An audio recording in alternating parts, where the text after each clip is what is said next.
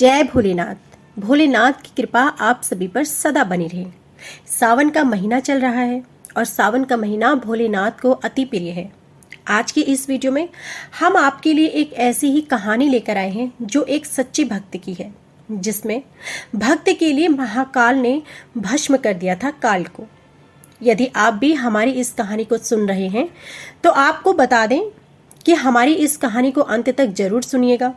सावन के महीने में भगवान भोलेनाथ की कहानियों को आधा अधूरा छोड़ने से आप पाप की भागीदारी बन सकते हैं, तो हो सके हमारी कहानी को अंत तक जरूर सुनें। सावन के महीने में भगवान भोलेनाथ की कथाएं सुनना, कहानी सुनने मात्र से सभी इच्छाओं की पूर्ति होती है और साथ ही भोलेनाथ की कृपा बनी रहती है। तो यदि आप भी शिव भक्त हैं तो भगवान भोलेनाथ की इस कथा को जरूर सुनें। और यदि कथा सुनने से पहले अभी तक आपने हमारे चैनल को सब्सक्राइब नहीं किया है तो प्लीज़ नीचे जाकर सब्सक्राइब कीजिए और बेल आइकन दबाइए, जिससे कि आपको आगे भी हमारे चैनल पर ऐसे ही भगवान भोलेनाथ से जुड़ी रोचक कहानियां सुनने को मिल सके। तो कहानी शुरू करते हैं। इस कहानी में भक्त के लिए स्वयं महाकाल ने भस्म कर दिया था काल को। महाकाल शिव की महिमा अपरंपार है। उन्हें प्रसन्न करने के लिए किसी खास प्रयास या पूजा पाठ की कोई जरूरत नहीं है, बल्कि सच्ची श्रद्धा और पूरे मन से किया गया प्रयास ही आपको भोलेनाथ की कृपा का पात्र बना सकता है। शायद यही वजह है कि अपने भक्तों के लिए महाकाल ने काल तक को भस्म कर दिया था। ऐसी ही एक कथा मिलती है हमारे धार्मिक ग्रंथों में, जिसे हम आपके साथ आज शेयर कर रहे हैं। मान्यता है कि भक्तों का चरित्र पढ़ने और सुनने से भोलेनाथ की असीम कृपा और पुण्य की प्राप्ति होती है। तो आइए कहानी को शुरू करते हैं। स्वयं महाकाल के पुत्र कार्तिकेय ने सुनाई थी यह कथा। भक्त के प्रति महाकाल की अगाध आस्था की जिस कहानी का हम आज जिक्र कर रहे हैं, वह स्वयं भगवान कार्तिकेय ने संतों को सुनाई थी।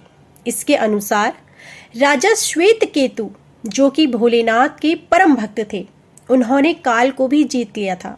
राजा श्वेत केतु सदाचारी, सत्यवादी, धर्म के मार्ग पर चलने वाले सूरवीर और प्रजापालक थे। वह अत्यंत ही निष्ठा और प्रेम भाव से प्रजा का पालन और अगाध आस्था और श्रद्धा भाव से शिव भक्ति करते थे। उनके इस भक्ति भाव से महाकाल अत्यंत प्रसन्न थे। उनकी कृपा से श्वेत केतु के राज्य के लोग दुख, दरिद्रता, अकाल मृत्यु और महामारी से अछूते थे। एक दिन जब राजा श्वेत केतु का जीवन काल समाप्त होने को था और वह भोलेनाथ की आराधना में लीन थे, तब चित्रगुप्त ने यमराज से कहा कि राजा श्वेत केतु की आयु अब पूरी हो चुकी है, अब उनके प्राण हरने का समय है। तब यमराज ने अपने दूतों को आज्ञा दी कि वे जाएं और श्वेत केतु के प्राण हर लाएं। यमदूत राजा श्वेत केतु के पास पहुंचे तो वह शिव मंदिर में थे। दूत बाहर ही खड़े हो गए। श्वेत केतु गहरे ध्यान में थे। बहुत देर हो गई, न श्वेत केतु का ध्यान टूटा और न यह दूत हिले। दूत बिना अपना काम किए खड़े रहे। जब वे वापस नहीं पहुंचे तो यमराज ने विलंब होते देखा तो कालदंड संभाला और खुद चल पड़े। दूतों के आने में देरी होने के चलते यमराज स्वयं ही राजा श्वेत केतु के प्राण हरने पहुंचे, लेकिन वहां उन्होंने देखा कि वह तो महादेव की साधना में लीन है। अब तो वह सोच में पड़ गए कि इसके प्राण कैसे हरूं। उन्होंने सोचा कि यह अभी पूरी तरह शिव पूजा में डूबा है। इस स्थिति में शिव पूजा का उल्लंघन नहीं किया जा सकता। तब वह भी बाहर ही खड़े हो गए। उधर जैसे ही काल को इसकी सूचना मिली तो उन्होंने तलवार निकाली और शिव मंदिर में जा घुसे। काल ने देखा कि राजा श्वेत केतु अभी भी भगवान शिव के लिंग स्वरूप के सामने बैठे ध्यान मग्न है। वह झपट कर आगे बढ़ा और जैसे ही उसने राजा श्वेत केतु का सिर काटने के लिए तलवार उठाई, शिव ने अपना तीसरा नेत्र खोलकर काल की ओर देखा। भोलेनाथ का तीसरा नेत्र खुलते ही काल वहीं राजा श्वेत केतु के सामने जलकर भस्म हो गया। थोड़ी देर बाद जब राजा श्वेत केतु का ध्यान टूटा तो उन्होंने अपनी आंखें खोली तो राख में बदल चुके काल को देखा। उन्हें चिंता हुई कि यह कौन है और क्या है।